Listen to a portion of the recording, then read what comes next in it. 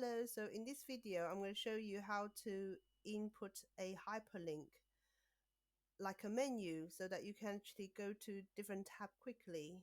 Because when you have got too many tabs, you use a lot of time to find the different tabs. So I'm going to show you an example. You can just click onto it and then you can just go to the tab. But now I've hidden it, so you can just do unhide and then it will appear. Yeah, that's quite good because the whole point of me doing this is that I wanted to hide quite a lot of tabs. So let me show you how to input a hyperlink.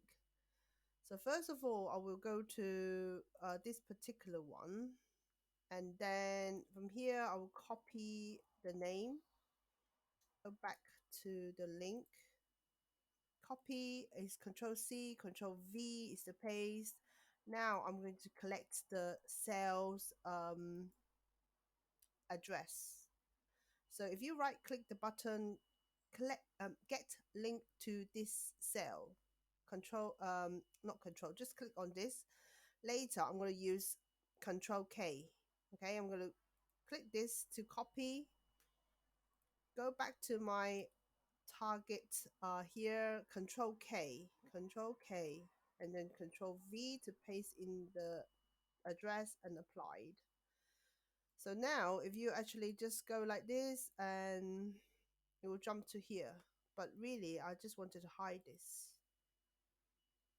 Yeah, I'm going to hide this as well because this is the one that I've made earlier. Now, if we go back to here, if you actually wanted to delete somebody, all you have to do is select the whole row and then delete the row. And if you actually wanted to have the formula to read the tab's name, you just click here and pull downwards. Yeah, because the formulas are here already. Now, this is the formula to read this. So I could literally just sort this and this will sort itself too. So I'm just going to select this area and then I could just right click and sort. So when you do this, everything is in alphabetical order. This is also in alphabetical order because this is a formula to read this.